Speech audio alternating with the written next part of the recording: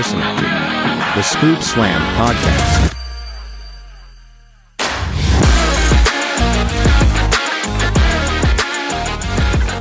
Hello, everybody, and welcome back to the Scoop Slam Podcast. We are back off of a hiatus, and we've got some Survivor Series to break down. We've got a big slate coming up for the holidays, but we missed Thanksgiving, so happy late Thanksgiving from us at the Scoop Slam Podcast, as well as Alabama showing little brother their place once again, 6 years in a row now. But before we get to any Survivor Series, as always, let me introduce the co-pilot, the co-host, the historian of the Scoop Slam Podcast. It's Ryan.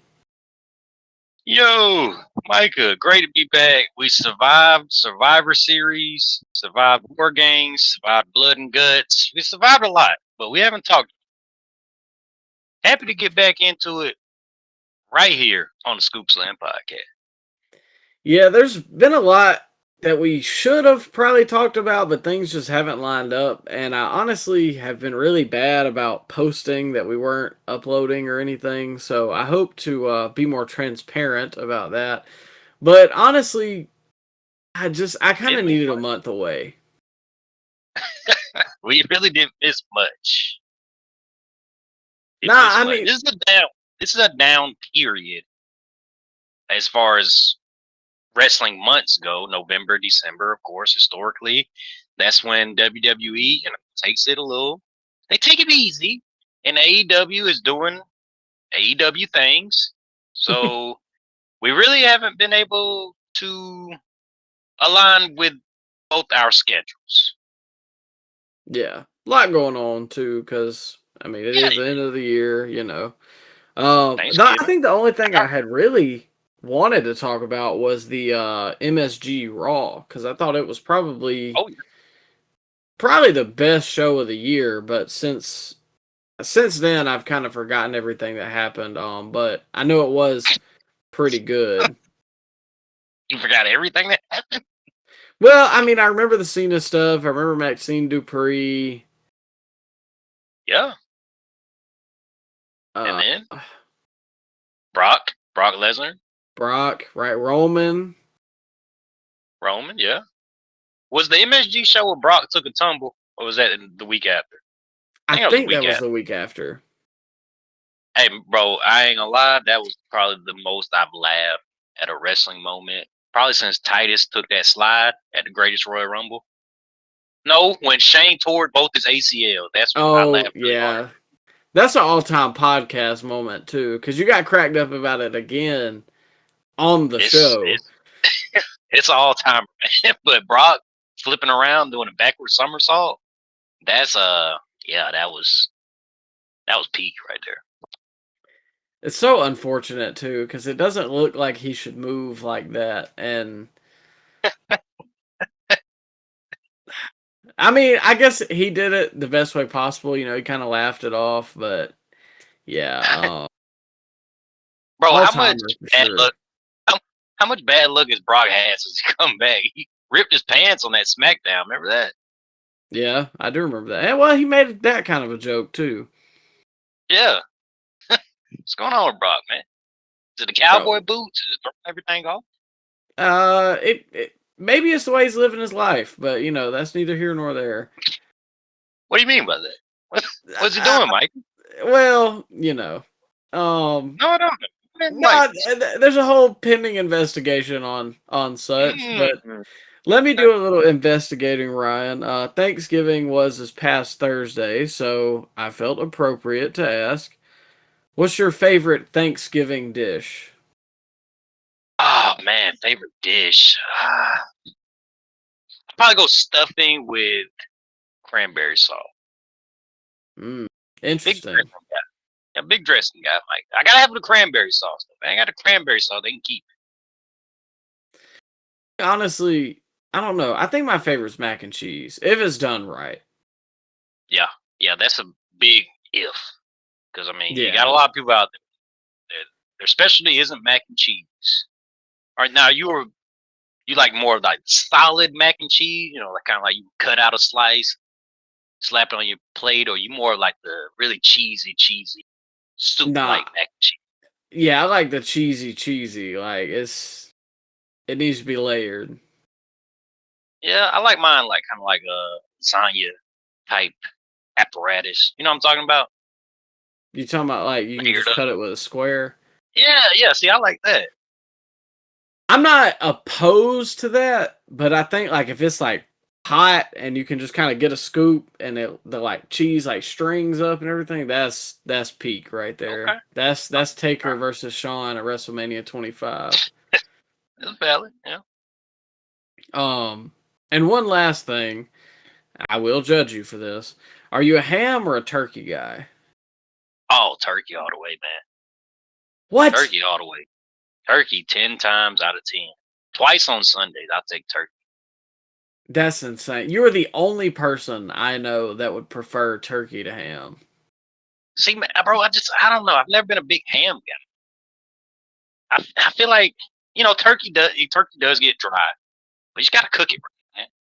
You got to cook it right. See, I just can't do. I just don't like it dry. Maybe I just hadn't had it right, but like ham absorbs the flavor, and I don't know. I've always been a ham guy, me personally. But I can eat ham, every day out of the year, man. Turkey's special.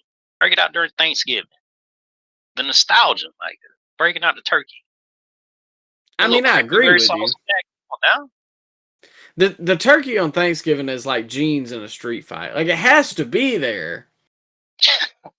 but it's not necessarily like the It's not a centerpiece deal of the breaker. argument. Okay, all right. Well, what's your thoughts on green bean casserole? Oh, So that's pretty. yeah. That's very. A lot of people hate it. A lot of people love it. Nah, I'm getting a scoop of the green bean casserole for sure. Oh I've yeah. always liked it. Do you like the more of the canned green beans or fresh green beans? Does it matter? I don't think it really matters, but I do. My mother-in-law makes these like sweet green beans where she puts like brown sugar on them, and those are pretty good. Brown sugar on green beans? Yeah. I don't know about that, cuz. Nah, Well, come when on. you making the corn salad, tell us about this corn salad. The corn dip. Okay, first off, I ain't never made this before. This was also the reason that we weren't able to record one night because I had started cooking for Thanksgiving because it was the night before Thanksgiving. The corn But salad took priority over blood and guts. it was corn dip. So my family asked me to make it or asked somebody to make it. And I was like, okay, well, I kind of needed something to bring anyways. So it is, I think Southwest corn. You just get it in the cans. It has the little chilies in it. Yeah, I know what you're talking about. Yeah, so it's 2 cans of that. I think it was like 2 8-ounce bags of pepper jack cheese. Um, some mayonnaise. I can't even remember what all goes into it now. Green onions, something along those lines. But yeah, I mean it was pretty good. A lot of people liked it. Okay, all right. I'll have to make it That for was you if when we come over when you come over to watch all right. the next pay-per-view. I'll make the turkey. Get a crock Okay, pot. there we go. I got you. I was cooking with the Scoop Slam podcast, ladies and gentlemen. Well, we got a Survivor Series review cooked up for you. So, to lead us into that, obviously Survivor Series was this past weekend. San Diego, I think it was the Padres Stadium. It was a Petco Field or Petco Park. 45,000. Yeah, and I did think the backdrop with the city skyline was really cool. I'm just always really hesitant about the open stadiums because the crowd noise never really translates. And I think for some things they got up, but for a lot of stuff, it kind of just felt like the crowd was sitting on their hands. And it, I was gonna it kind of came off that way when we went to Royal Rumble. Was that 2 years ago? 2023. Yeah, Yeah, because that was also at a baseball 2024. stadium. That was 2024, wasn't it? Yeah, yeah, it was because that was the road to WrestleMania 40. Correct, yeah. Yeah. So, yeah, I don't know. The baseball stadiums, it's not my favorite venue for wrestling. Did you have a problem with them taking away the shark cages for the WarGames match? I don't think so. I think wrestling fans, and we'll get a little into this later because of a certain someone's return, but I think wrestling fans have really been conditioned to popping for the theme music. So I think they're kind of aided with that. Yeah. And the cage, the little shark cage was kind of cool. I feel like they just had that just to sell those little toys. You know, they had the WarGames toy ring type thing they were selling. Oh yeah. Man, that takes me back. I used to have a Punjabi prison toy. That was the most Oh yeah, complicated thing. It was so difficult to play with because you had to reach over, and you got to think like I'm not really tall because I'm like 10. I'm having to like reach over into the ring, and it's like jabbing me in my stomach. But it made for a cool visual. bro. I had the elimination chamber one. I had the same problem. I couldn't because there's a roof on it, so you can't Yep. just hover over it. So you just got to open the doors. So eventually, I just took the roof off, man. But then it didn't really feel like elimination chamber anymore. Just I had a Hell in a Cell like that too. I don't know, cool in concept, but not in execution. Yeah. See, I had my dad got some like old WWF figures, and so one of them was a cage, but it was a 4-piece cage that like interlocked with each other and sat on the ring. That was fine because like I could still reach in the ring, but nah, I never had the elimination chamber. Well, I say that I did, but it was for like the little mini figures. They were like the size of like Lego figures, but yeah, that was a little different because it was so small it could fit in your lap, basically. Yeah, yeah. I had some good time. I booked the whole card out. Think about what the finish was gonna be all day at school, and then man, I just have like a mini pay per view right there, about 5 or 6 o'clock, right before Raw. Oh yeah. I had like notebooks. I would like write down the card so I could remember who was what, and then like I remember you probably did the same thing. I had like a red marker that I'd do blood with. Yeah, Then you man, just go wash it off. it stained all my action figures, man. My wrestlers, man, they all had like pink blush to them, man. Because every match had coloring. Oh yeah. Everybody getting color at my promotion. And it's funny because now my ideas have shifted so far in my wise age. Who was your guy? You always book be champ. Um, I always really loved Undertaker. He was always my guy. Or weirdly enough, Big Show. Really, Big Show? I think it was because the figure was so big. So big? Yeah, I think I had that same one then. And Rey Mysterio, because I always liked Rey because he had the split red and black pants. But yeah, his was cool. I'm trying to think who else. I had the TNA figures too, like the early TNA figures. I had like Jeff Jarrett, Samoa Joe. I had the ring. Oh, you lucky dog. No, I never had the ring. Yeah. They just had to wrestle in the WWE ring. That was all we had. That's blasphemous, Micah. You can't do that. I know. I always wanted the 6-sided ring. I always thought that would have been really cool. It was a little more flimsy than like you could tell it was a different quality of ring. Yeah. Oh, I don't doubt it. I mean, even the TNA figures, you could tell they didn't have as much articulation. Yeah. As the WWE figures. I ain't gonna lie, like I don't have kids, but I'm not gonna lie, I do look forward to when my kids get aged to play with action figures because I hate to tell them, but I gotta hop in. Well, I mean, of course you gotta hop in. And my character's going over too. Well, yeah, I mean, you gotta put somebody there, Micah. Come on now. Well, I'll put them over on my way out of the promotion. Put them over, and then there we go. Like when I had a trampoline, bro. Like I used to invite people over. We had like whole matches, and nobody ever wanted to take the pin, bro. Like you legit had to lock on a submission to get a win in any match. because people were just not taking pins.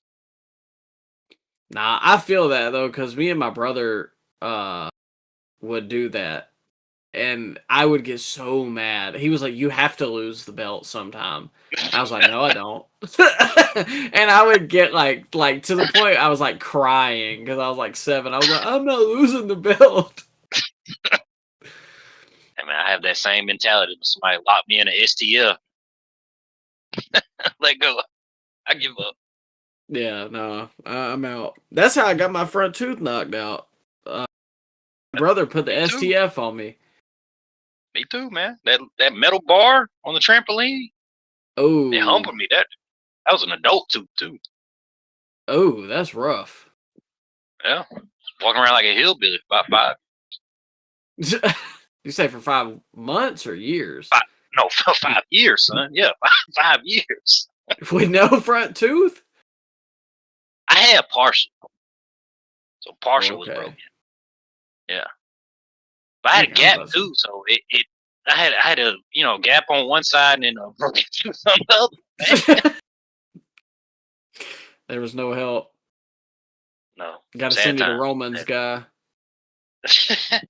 I eventually got to touch it. Yeah, yeah. Well, I mean, hey, Yeah. we care about our appearance over here at the Scoop Slam podcast. But Oh, of course. speaking of appearance, Ryan, we get to the women's war games, and I gotta ask, were you a big fan of Rhea's gear? I know you're a big Terrifier fan. Yeah, I did. I thought it was very unique. How she doesn't seem like she's breaking her nose every War Games now. She had this last year, right? That too. Because she Yeah, had like what? some kind of like devil horn mask last year. Yeah, and it's what this felt just like last year's. This is probably worse than last year's, actually.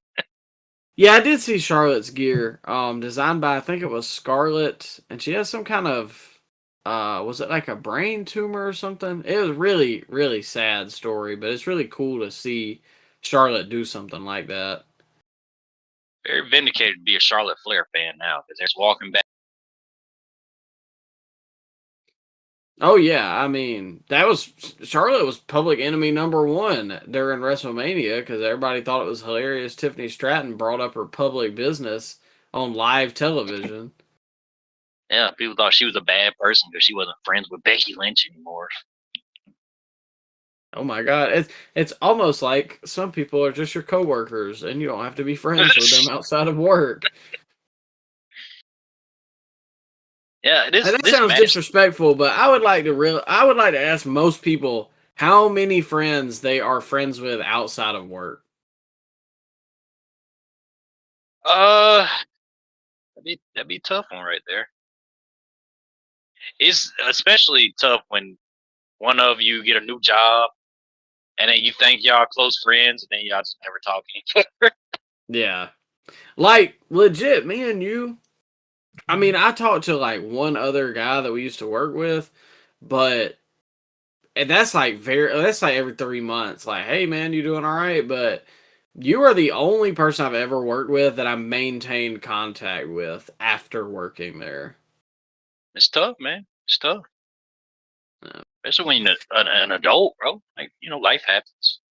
Yeah. But Charlotte didn't deserve all that public bashing that she got during the Tiffy feud, bro. No, not at all. And I've always been on the Charlotte train, and that's the GOAT as far as I'm concerned. Might piss a lot of people off, but so be it. Yeah. But I agree. speaking of pissing people off, let's talk about the women's war games. I'll throw a couple overall thoughts at you, Ryan, and just see where you're at. I thought most of this was pretty slow throughout. Kind of just plotting. Yeah. I didn't really care about a lot of the issues individually that these ladies had. And I think most of them are bigger stars separate, obviously, which I guess the same thing can be said in the men's match, but I don't know. I just didn't feel like the star power matched a ton. And I honestly think the 3 people I was interested most in this whole thing were Charlotte, Alexa, and Rhea. No EO. I think we'll get. I will save my thoughts on her as a whole when we get to the Stephanie Vaquer match. Oh man, are you not a big Lash Legend fan, Micah? How sad was Well, that when she came out there? There's no reaction. yeah, I felt really bad for her, but I'm willing to see what she has. Like, I haven't really watched her NXT stuff, so I can't say like, nah, she stinks. But They changed her theme. oh, I did not like her theme. They changed it. That wasn't her normal theme. They changed the theme. How did they do that? I don't know. It didn't fit a wrestler theme, bro. Like what was going on? No, it was I mean, odd. I like the beat. Yeah, I like the beat, but I just didn't. I don't know what those lyrics were on. Yeah, and it's always weird when they debut a new person with a new song on a pay-per-view because like nobody knows how to react because at first they don't know who it is and they're like, oh. I mean, it'd be like if Carmelo Hayes had a match on like I don't freaking know Elimination Chamber and they gave him a new song that night. Or remember AJ did that at WrestleMania I think last year and got no pop. Yeah, I thought Lash's offense looked good when she actually got in there, but yeah, the presentation as far as entrance goes, that was not like that needs to. They need to go back in the lab and tweak this a little bit. Yeah. I thought she looked pretty good in there. I think she can kind of be the next Nia Jax. Not I guess Oh, more in the way of like a giant. Like there are giant women in the division like Jade and Rhea, but not like with real size. Like Jade and Rhea are super muscular, super cut, but Lash and Nia just have like the size about them that somebody like Candice LeRae is not even going to be able to do anything about, or even Alexa. I think they booked her like a powerhouse in this whole match. That's how she should have been booked. They kind of booked her like 2022 Rhea Ripley, honestly. Yeah, So I can see future star. I can see it. It ain't there yet, but we gotta do some of that theme music. Like yeah. they've been Well, that's they've been cooking lately with themes. So come on now. I'll tell you one I really like, and then we can kind of move on to a different point. But Braun Breaker's theme has really grown on me. Yeah, I agree. It was kind of generic when they changed it like 3 or 4 times in like a 2-month span. But yeah, now it fits the whole personality. It fits the whole package, the whole gimmick. Yeah. Obviously, a big moment. They love doing it in all the women's war games with EO, but Oh, I think unless they can speed it up, I think it's time to retire it. bro, I don't like how they treated it. Like Michael Cole, I hate. Bro, I go through these phases with Michael Cole where I'm like, hey man, Michael Cole's a legend. He's one of the best to do it. But then other times when I hear him talk in the matches, it just feels so fake, phony, scripted. Like, do you remember what he was saying when EO Sky was going up for this dangerous maneuver off the top of the war game structure, like 25 feet above the ground with a metal trash can, steel trash can. Michael Cole said, "Oh, she does this every year. Wouldn't be war games without this. Prepare to go viral." Like, bro, what are they? No. This is supposed to be a dangerous match, dangerous situation. Don't treat it like it's, hey, the kids are playing. Yeah, Is it I just mean, me? I'm just getting old. I don't know. I really don't think so because I thought about, when Taker threw Mankind off the cell, it was, Yeah. by God as my witness, that man's broken in half. Like, that genuinely was like concern for the guy that it happened to. And that just doesn't exist anymore in wrestling unless it's like it almost feels put on if they start doing that now. It was way more scripted in the calls. At least some of the guys, like Michael Cole and Michael Cole's clone. What's that jabroni that calls NXT? Is it Vinny Joseph? Yeah. Yeah, bro. I don't like his commentary either. He sounds just like Michael Cole, and I don't think that's a coincidence because Michael Cole's in his ear. But yeah, Joe Test, he's not as bad. Sometimes he gets a little too monotone for my liking. But yeah, man, Michael Cole, I think I can say this now. I think I hate his commentary. I hate it. I don't want Cole there.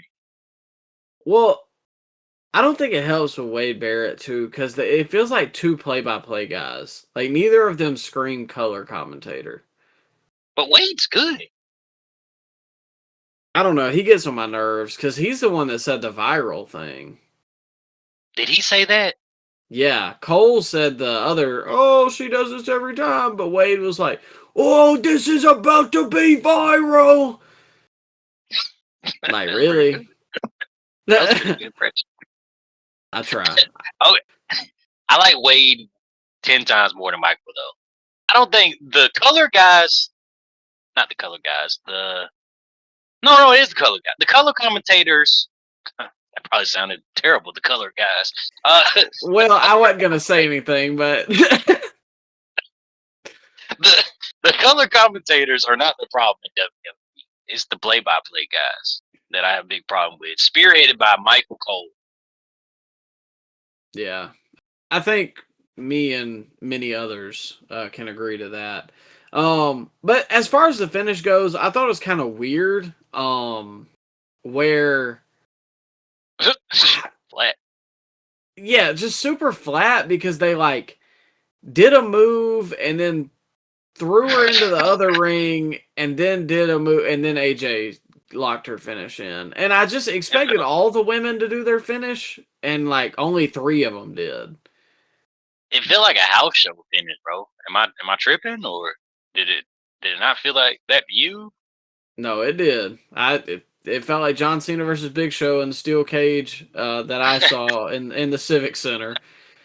Yeah, it feels like maybe something you get in a dark match, like a 6-man tag, where every babyface hits their finisher on the like a JBL or something, send the crowd on home happy. It felt kind of like that, but I do think it's funny that AJ Lee tapped out Becky Lynch in WarGames. Can you imagine telling somebody that 4 years ago? Yeah. And honestly, I don't know, man. AJ wasn't really like super involved in this. She I don't disappeared think a she lot. was Yeah. bad, but yeah, it just kind of lackluster. I think that's my thoughts about the whole thing, honestly. Well, that's the problem with WarGames, bro. They just, at least the modern WarGames, you got guys that just rest on the outside. And I know they're probably just directed to do that so that the other guys can get a spotlight and hit their cool moves. But it's kind of awkward when you see them again for the last 15 minutes, you know? Yeah. Nah, I feel the same way because I told you this off air, and I'll say it again here. I feel like I waste 30 minutes of my life watching the beginning of it where everybody's just coming out and hitting all the big moves, and then they all get in there for like 8 minutes and then go to the finish. And I'm just really tired of it as a concept, and I think it's becoming what Hell in a Cell was. Like, it's watered down because it happens every year, and the setup is mostly the same. It's always like super non-organic, like they shoehorn everybody into this cage match, and I don't think the match concept itself helps. Like, give it 5 years, give me 2 groups, even maybe like 3 to 4 groups of people that hate each other and put them in the cage. But I really hope for Survivor Series next year they don't bring this back. Yeah, bro. Like during the match, I don't know. It just felt like, you ever see those TikTok edits of Paul George now? You got that song. How'd that song go? Outstanding by the Gap Band. It just felt like that theme was playing throughout this whole match because it felt so much like last year, bro. There's nothing different. People came in with the Singapore cane. People came in with the chairs. Io Sky jumped off the cage. She had a trash can and a flat finish, man. No blood. No blood. I don't know. It's time. I was saying I know Triple H sold 50,000 tickets for the show, give or take. War games, people, like the concept of war games, but when it's time to execute war games, we can't execute war games to its maximum potential. We're doing it, every year, twice a year, and there's really no reason to do war because these people in these matches didn't really have a reason to be in this match, and I don't know, man. The concept of an all-star game and WWE is fine and all SmackDown, but having an all-star game for PLE, that just seems lazy to me, man. Cheap. Yeah. That's honestly a very good comparison. It's just the all-star game. They said that in the main event. I mean, it had all the top names. Everybody was there. I didn't care. I don't care. There's no stakes. There's no story. Yeah. I think that's my biggest problem with wrestling right now, or at least the current product on both sides, is like so in AEW they had the blood and guts with the Death Riders, and it's just every time they beat the Death Riders or they beat John Moxley, the feud just continues next week on the show. Like, that aggravates me so much. There's no finality at all over there. Like, things just exist until they just stop. They get bored with it and then they go to something else. But there's never any, like, cutoff point. And in WWE, they don't even give you the start of it. Like, it just happens, independent of everything else. Like, here you go. Yeah, a lot of stuff we never get an explanation for either, in both sides, but especially WWE, man, because that's why I watch more WWE. But like, do you know what Brock Lesnar came back for to F5 John Cena? Do you know why he did that? Was that ever explained? I have no idea. I don't either. And there's many storylines that are like that. Exactly. They just happen. Like, there's no... I don't know, man. The AJ Styles John Cena match, remember? AJ said on a promo that we don't need a story. Well, yeah, you do. That's the problem, AJ. I know he probably was directed to say that. But still, though, man, it's just a lot of stuff that has accepted. Yeah, I think it's just the way wrestling has shifted. Like, they care, and that's the argument they make is, oh, well, you just don't like the actual wrestling, bro. I know I do, but I just want a person to pull for. Yeah, I agree, bro. I really think this whole year got snake bitten with that Rock, Cena, Cody, whatever the heck that was supposed to be. It snake bit the whole run. And Triple H, man, I don't know. He just can't recover from that stumble. I know they're making more money than ever. They have more lucrative TV deals more than ever. But the product is just so... It's not 2019 bad, but it's just so boring. You get shows with like nothing at SmackDown. What has SmackDown put out that you are excited to see week in and week out, Mike?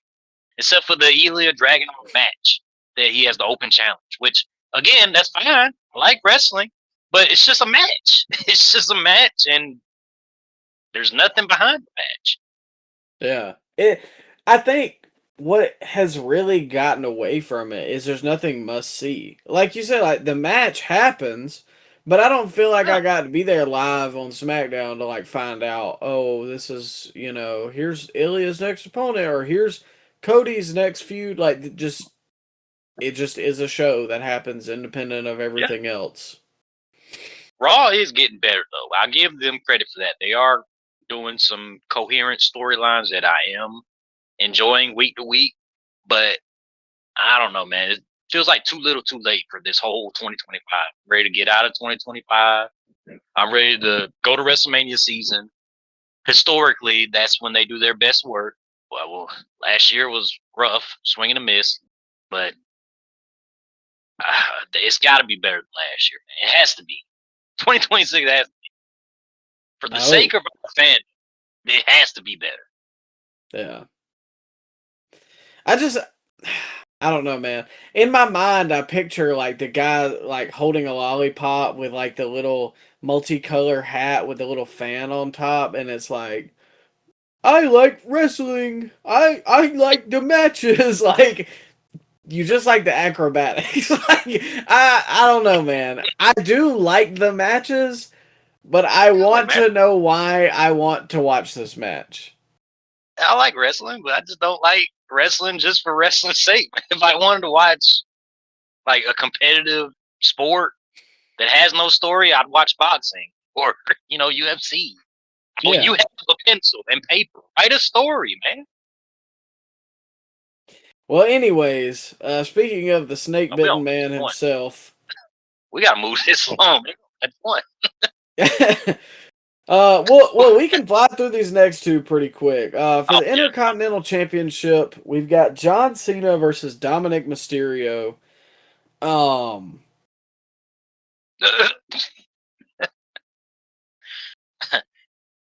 I like Dom's entrance. Yeah. He came out with the Pentagon mask. Yeah. Like Penta. Yeah. And I mean, he got a big reaction, and obviously Cena did too.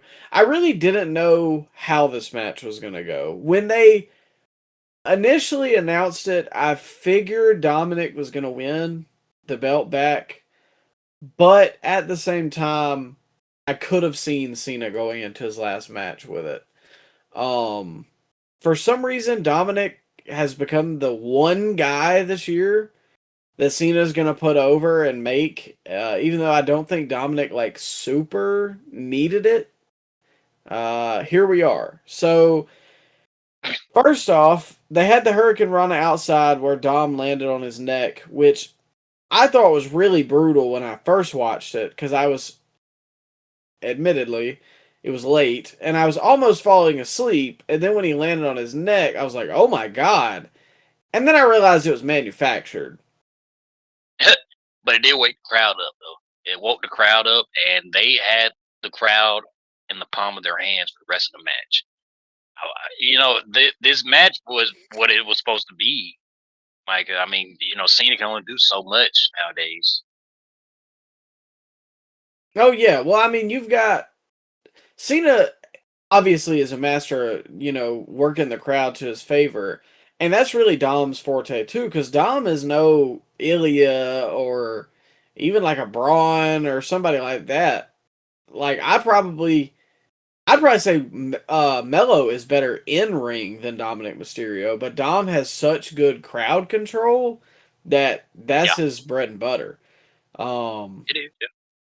But I did not like the women, Raquel and Roxanne, doing what they did to Cena. Yeah, they got a little too cute with this match at times. This was the only blemish on the match, in my opinion. Because you can't have, bro, I'm all for equality. I think women can do pretty much everything the guys can do, but at a point, man, how are we supposed to believe that 5'1", 110-pound Roxanne Perez can deliver pop rocks to John Cena? How can we believe that? Yeah. I'm fully on board with you. The straight slap to the face of the Finn Balor fans, too. I know we're not Finn Balor fans, so I don't care. But, bro, having him being Finn and JD get jobbed out by one AA, yet Roxanne Perez can throw Cena over her shoulders and deliver her finishing move, and Roxanne can deliver her finishing move as well, like with no problems. It's like, bro, how upset would you be if you were Finn Balor? Well, I mean, I would have been pissed, but I don't think they Like, expect anything different. Imagine if Dolph, during the height of his popularity, 2013, he's out there about to cost John Cena the match, and John Cena's having a match with Big E, and Dolph runs in and tries to deliver the famouser to Cena, and Cena AA's him. AJ Lee comes out and delivers the Black Widow to him. Is that the name of her finish? Black Widow? Okay, but she locks Cena in the Black Widow. He taps out. You imagine that? How mad would you have been if that No, I'd have been pissed. I'd probably still be mad about it to this day. that probably did happen, actually. Think about it. You know what? It sounds pretty on par. Wouldn't put it past them. Yeah. Yeah, I could have done without that, though. The ladies' involvement. And I can even, like, it was a stretch, but I could somewhat get Raquel. But Roxanne, and I like her, I really do, but, like, that was super egregious. Like, I just could not. It took me out of it for a minute. And it's like, I don't know if you saw the MVP quote, but he was talking about Bobby Lashley this week. And he was like, Bobby is a super giving guy, so, like, he almost never says no. But then MVP was like, I got to step in and be like, hey, you got to protect your size. And I know Cena's got one foot out the door, but, like, dude, look at him and look at Roxanne. It just don't make sense. Bro, he treats it like a joke. And like, look at his facial expressions when he's in there in the match. Like, when he's doing a tag match, just watch him out. Yeah. I said, how has John Cena not gotten that part of wrestling psychology down? Calling the spots without making it obvious that you're yelling the spots into the mic. Like, do you ever just watch the show and you can hear Cena yell the next spot? Oh yeah, I just think he don't care anymore. It just is what it is. I think Cena got really. I don't know. Yeah, I think he got to that point eventually where he knew who he was and that was never gonna change until he left. Yeah, bro. I don't know what Cena did to all his little C Nation fans, but the complete whitewashing of his career needs to be studied, bro. Because I was there. I remember what the Super Cena memes and the booing out of every arena across the country. I was there for all that. But now all of a sudden he's the greatest of all time? Why is he the greatest of all time? He chased away millions of fans with his antics. Not greatest of all time. Nah, I don't know, but I've got a lot of. I'm gonna save my thoughts for next week's show, which is gonna be the 3rd annual Scoopies, the end of the year awards, or Dis Awards. What would that be called? We can't call it the Slammies because we'll get a cease and desist. Yeah. We'll workshop something. Yeah, we'll find something out. But man, if we had the Scoopies and the Slammies, that'd be perfect. But hey, WWE, you didn't hear this. Yeah. But as far as the match goes, you know, Liv coming out saves Dom. Kind of swerved everybody for a second with a fake slap, which very noticeable on TV. She didn't actually hit him. But yeah, then she does the typical crazy chick, clings on to Cena, turns back to Dom, and then Dom picks up the win, and he's got his girl back. I thought all that was great. You said, did she have to? Yeah, did she have to wrap the legs around Cena like that? Well, I think it plays into the character. Okay, all right. Did you pick up on the camera angle on the hug she was giving Cena? Like the same camera angle that Cena and Cody had when Cena turned heel on Cody. Did you catch that? And then Liv flashed the same look that Cena gave Cody. I did not pick up on that, but that is kind of a cool callback. That's what we do. Hype moments in WWE. Good. Hype moments In the and Fed. aura. We're in the Fed there, pal. But yeah, I think the only thing I could have done away with that was her theme music hitting. But like I said earlier, like that's what they sell.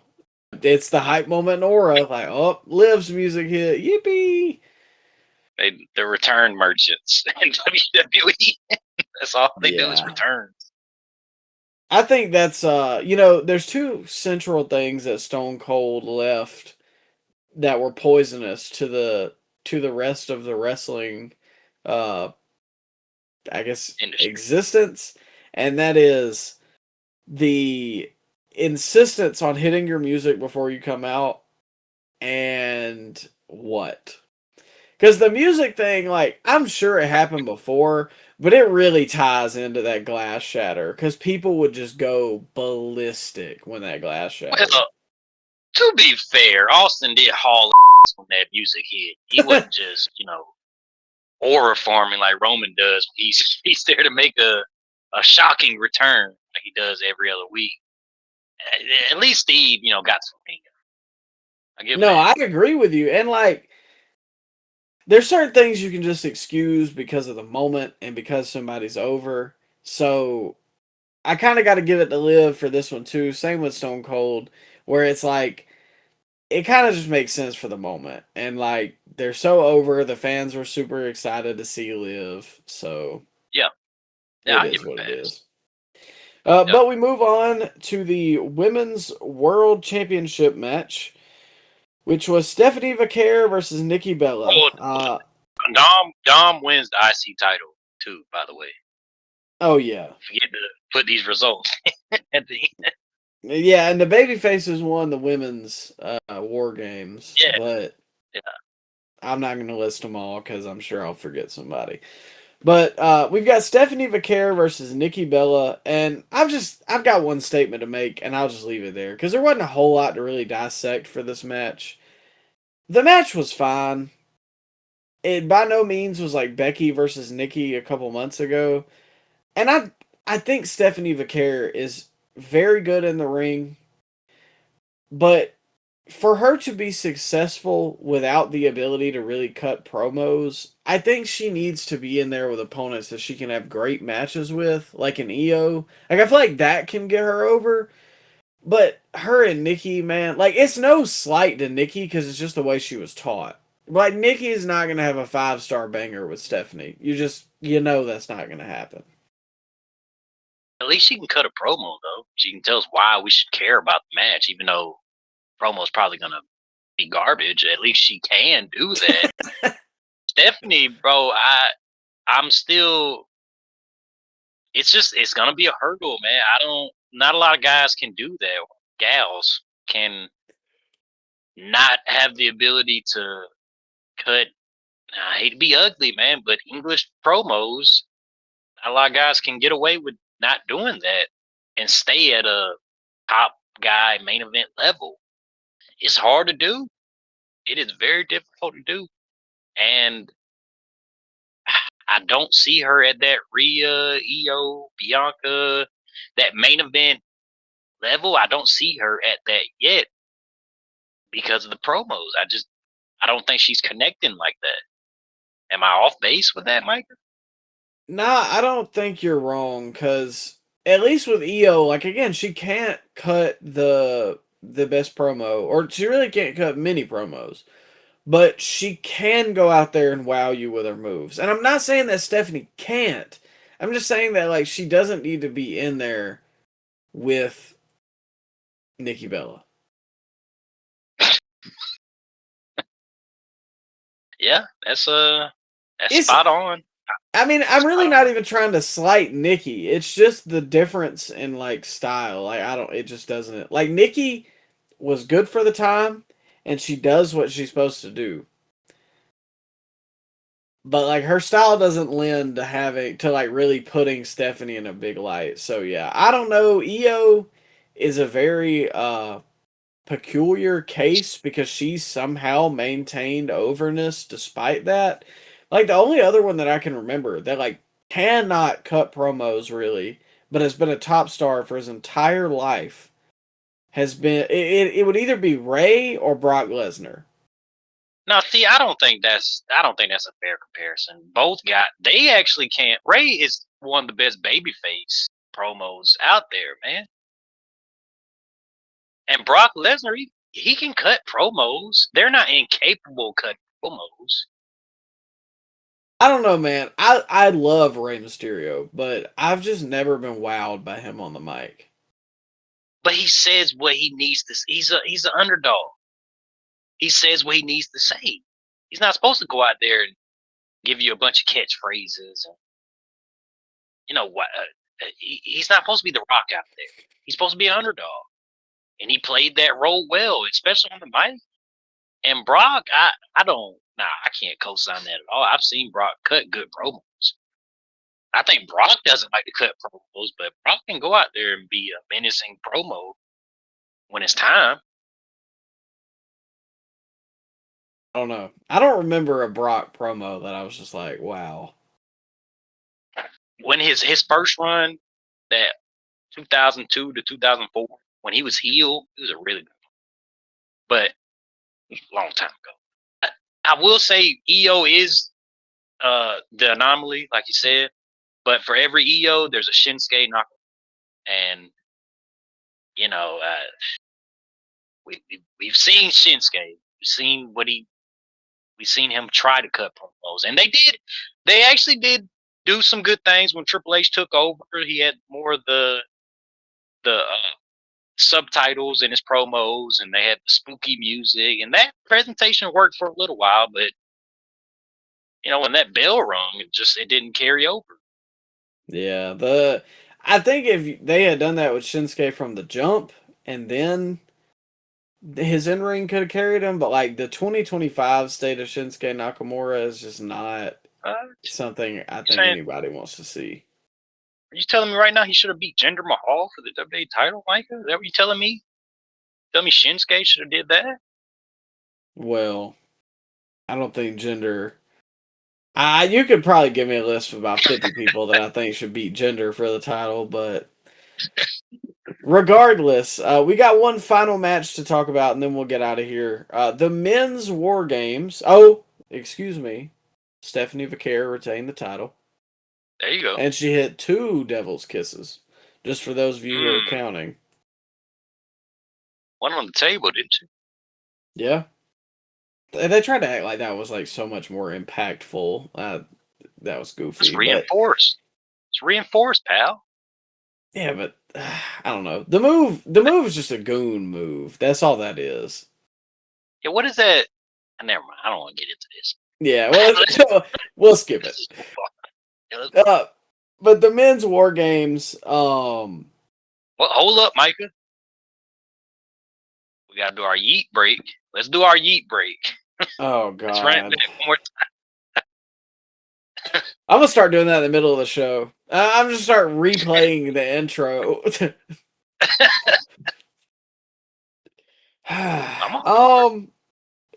So to start us off, and we'll get to that because a lot of people had some thoughts about that. I thought Braun looks like $1 million.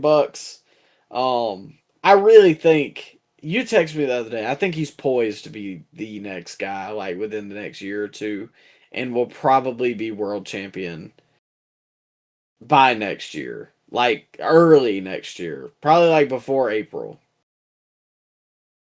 Maybe before February. Looking like the first Raw of the year is him versus Punk for the World Championship. Yeah, I'm not sold. I don't know though, but I will say this. They're telling a story with it, and I don't know who is going to win. So guess what I will do? I will watch. Be there. Oh, yeah. So like that's what we're getting at here when we talk about stuff like this. By the way, Braun Breaker. You said what? I was saying Braun Breaker cut a hell of a promo on Monday as well. I saw that. Yeah, that's probably his best one to date. And he's definitely getting more comfortable. So that's always a good thing. That's what I'm saying. Like, I really think he's starting Like the full package is starting to like come together. I thought that Drew coming out second was a good touch. Obviously, him and Punk kind of had the face off. They're in a cage again, so that was a cool moment, especially with us being at Bad Blood when that happened. And a couple other things. I thought the heart attack with Punk and Cody was a cool callback, and we got to run it back with Jay.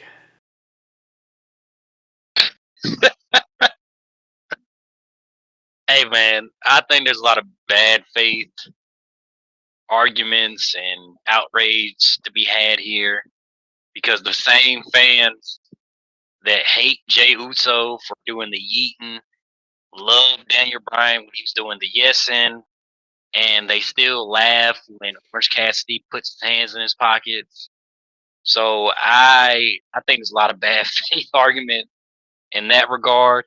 And another regard, man, a lot of hypocrisy because a lot of people are angry about the mid-match dance break from Jey Uso.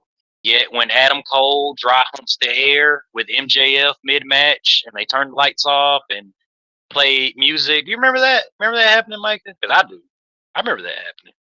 I honestly don't remember what you're talking about. You don't remember when they were doing the bro chachos and MJF went out there and they were having a tag match, MJF and Adam Cole, and they did like a mid-match dance break. MJF wanted to show off his moves, and Adam I Cole do wanted remember to, this. you remember that? He started dry humping the air. I remember that. That was fun, though, apparently. Like, I remember that. I remember everybody, praising that.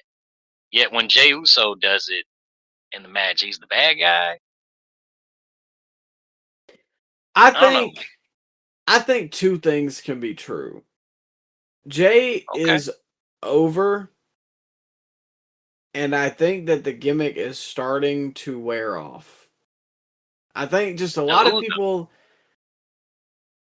I think a lot of people that were really excited for him at the start of the year have kind of realized what we all thought when he won the Rumble, which was like, I don't know. But he's over. So, like, I got to give him a little, like, at the end of the day, he's still getting the reaction. So I don't blame him or WWE for doing what they're doing. However, I think they're doing the run it back thing too much. I remember when his dad did the similar thing during the Royal Rumble 2000. Do you remember seeing the Royal Rumble 2000 match, Micah, when Rikishi and Madison Square Garden, his boys from Too Cool came out in the Rumble and they had a mid-match dance break? I remember that happening in the Garden. So, the people that say, oh, this would never happen in the Attitude Era. Well, it actually did. It did happen. In fact, it was Jey Uso's dad that did it. So, Well, again, I think that being like a one-off thing and Jay doing this like every time that's more my issue with it. Now, for the people online, I can't speak to what their issue is. but, man, when serious business picked up, the dancing stopped. When Brock Lesnar's music hit and Jey Uso stopped dry humping that steel cage, you remember seeing that? By the way, Yeah. what Jay was doing to that structure at the top of the cage, I don't know what's going on there. But when Brock Lesnar's music hit, that iconic riff, that guitar, all the fun and games stopped, and that's when War Games officially begun. Yeah, I can admit I thought the transition from that to Brock's entrance and everybody kind of had to lock in. I thought that was cool. And man, it sucks because everybody knows what happened and I don't have to go into great detail. But I ain't gonna lie, when that Brock Lesnar music hits and you see him come out, it's like it every time I see him, I think of JR's catchphrase, like business just picked up. Oh yeah, there's a big fight feel when Brock Lesnar comes out there. And one more thing before we go a little forward on this match, Micah. At least CM Punk during the dance break was actually still attacking Drew McIntyre with the chair. So, some wrestling psychology isn't dead when it comes to CM Punk. And shout out Punk too, because he did bleed in this match. Him and Cody both bled. So we got a little bit of blood WarGames. Blood was putting gone in him. But Yeah. another thing, rest in peace, Larry the dog. Because CM Punk did lose his dog. I don't know when it happened exactly, but he was wearing the Larry's dad jacket coming to the ring. And, now looking back on it, he did look emotional coming out there with that jacket on. So, shout out Punk, man. Rest in peace, man. Yeah. I meant to mention that at the top of the show, but I honestly forgot. But yeah, that really sucks because I don't know, man. It's never good losing anybody, but the dogs eventually become family, man. You have them so long, it's like losing a family member. So, Yeah. R.I.P. Larry. Um, obviously big Punk fans here on the pod. Oh, of course. So I am not surprised at all with his wrestling psychology in that moment. Yeah. Yeah. But yeah, Brock comes out, business picks up, Roman comes out, and now we've got this just clash of the Titans. Like when Brock and Roman were fighting here with everybody else, like it feels like Godzilla versus King Kong. Like, it's just these two guys. Like this is all you care about. Everybody else move over. Like these two are just fighting, and I thought that was cool. I don't love when they go out of the cage, but this is the first time that I think they've done it in WWE. So for that, I'll kind of excuse it. But yeah, I thought once the match actually started, it was pretty good. Yeah. Yeah, I agree. It was star studded. I mean, it was action packed. Brock Lesnar, man, the spectacle of having Brock Lesnar in a tag match, it would it. I mean, it made the whole War Games match for me because I didn't know this until maybe I did know it, just never really thought about it. But Cole said when Brock Lesnar was making his entrance that this is Brock Lesnar's first tag match since 2004. 21 years, Brock Lesnar hasn't been tagged. That's an insane stat. How do you even wrestle for that long without having a tag match? I mean, but yeah, it was cool seeing all the combinations together too, because I don't think Punk and Brock they haven't been in a match since 2013 together. So that was cool to see. I do think you're right. I think that's the last time we've ever seen those two in a ring together. And Brock is still one of the best sellers, man, in the business. I think all time he's probably the most underrated sellers, especially for a big man. If he wanna make your stuff look good, he's gonna go all out. Yeah, I mean, if Brock likes you, like he's definitely gonna put you over, Yeah. 100%. And that brings us to the finish, which obviously I'm sure everybody knows, but we had the Masked Man run in. He does a super kick on a kneeling Punk, and then a curb stomp. Return of the past. Well, I mean, I'm gonna call him the Masked Man, but I have a theory of who it may be. I wasn't even talking about that. I was talking about SBR 2009. There, pal. Remember the Masked Man? The Oh storyline God. with MVP, better than Utopia. Remember Tony, the armed forces member that got beat up in the story? You remember that story, Micah? The Road to WrestleMania story. We're just full of nostalgia today, huh? Masked Man return, Micah. I always see Tony's picture on Veterans Day because everybody's like, salute to our veterans, and everybody always posts them. Just ridiculous because he was one of the guys you could pick if you've been picking a character like just Tony, and he was holding up the salute. That's funny. They couldn't even give him like a cooler name or anything. Just Tony. But Ryan, is there anybody that you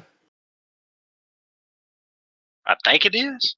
Yeah, are you locked in on Theory, or is there anybody else you're maybe it could be Well, this guy? of course, the smart answer is Austin Theory. We had that report weeks ago. Dave Meltzer reported that Austin Theory was supposed to be involved in this War Games match. However, the Seth Rollins injury it shook up everything. If Rollins probably wouldn't got injured, I think Theory would have been a part of this match. Theory probably would have did this angle at Saturday night's main event. I'm sure we've got the feel by now, but they can go in a lot of different directions here, Mike, because it doesn't necessarily have to be Austin Theory. I mean, we could get a swerve here, maybe like a Montez Ford. Thinking about Montez? Am I smoking the hopium? I think so, but I wouldn't hate that. I would love that. Oh yeah, I mean it'd be better than just him rotting in the tag division if we're being honest. But another guy's name I'd like to throw in would be Ethan Page. I would not mind at all if it was him. Okay, all right. Ethan Page, does he fit in with the vision? I think so. He's kind of a cocky douchebag type. Like he could be that like snarky promo that maybe they don't. I know Logan is there, but I think he brings a different level than Logan on the mic. If it is Theory, if it is Austin Theory, which that is smart money, it looked like him in that get up, which I think is very funny that people online were trying to connect the dots by comparing Austin Theory's behind to the Masked Man's behind. I did think that was funny. If it is Austin Theory, like, is this make or break for Austin Theory? Like, if he doesn't get over this story, he might as well just pack it up. And this isn't for him. Not at this time. WWE isn't for him at this time. If he can't get this over, I think it has to be. I just don't. After this, like if you put him in this program and he can't get over, I don't know what else you do with him. I think this is it. This is his last chance. So, I hate to say that because I think he's an excellent talent. Yeah. But at the same time, like, what has he done? Well, this is a big storyline going into WrestleMania. So, I mean, the booking's behind him right now. We'll see what he can do with it. Hopefully, he doesn't get Cena and cut his nuts off like he did last time. But yeah, man. You feel like they shouldn't have ended this match with a glorified Raw angle? Yeah, I think it kind of left the crowd a little flat. I understand why this main evented, but I think honestly, had they swapped the War Games positions, it might have came off better. Because that last one just ended happy, and it had the house show finish. But with the other one, and I know you can't like just have a good ending on every pay-per-view, but like for the big four, I feel like you gotta have something to send the people home with. And I just felt like this kind of fell flat. I think they should have ended with the Cena Dom match. I don't think you should have ended the women's match, bro. I would have left. Man, if I was in that building, I would have. I ain't. Come on now. We're talking about main event talents here. Well, okay, I could see the Cena match. Yeah, if you have John Cena in the main event, okay, stick around for that. You think I'm sticking around for the EO Sky trash can spot? Well, I think it was a good match overall. But my biggest takeaway from this is just I'm ready for 2026 and please retire War Games for at least a couple years. Yeah, I thought you were about to say retire John Cena. Hopefully they're doing that in a couple weeks. Well, hey, you never know. Anything can happen in the World Wrestling Federation. But Ryan, what would you rank this pay-per-view out of 10, and what was your favorite match? I go 4 out of 10, and the men's games every match. It was just no stake. And bro, like the Stephanie Backer, Nikki Bella match didn't need to be there. I probably would have added additional 5-on-5 Survivor Series match and got rid of the women's WarGames match, if being honest. But yeah, man, a 4-match card. It was okay, just 2.5 hours, easy watch. But again, it was just no stakes, nothing there. I feel the same way. I think I would go to a 3 out of 10. But yeah, men's war games really carried, and everything else was just kind of here. I did enjoy the Cena match, but it's not enough to just like, oh my god, this show was great. But speaking of a great show, we've got a good one up next. Make sure you come back next week because we've got our end of the year awards. We're right here at the end of 2025, which is crazy because it feels like the year just started. But it'll be our 3rd annual Scoopies. Me and Ryan are here to break it all down. I may be sending out the list of awards for a fan vote like we did for the mid-year awards. So if I do that, make sure you check out Instagram and TikTok and maybe Twitter so you know where to find that, so we can kind of get the fans' opinion, and then we'll give our expert opinion on the award winners. But as always, take care of yourself. I know we missed some holidays, so I hope you had a great holiday weekend, and we're looking forward to Christmas. We'll see you next week. Take care of yourself. Have a good one.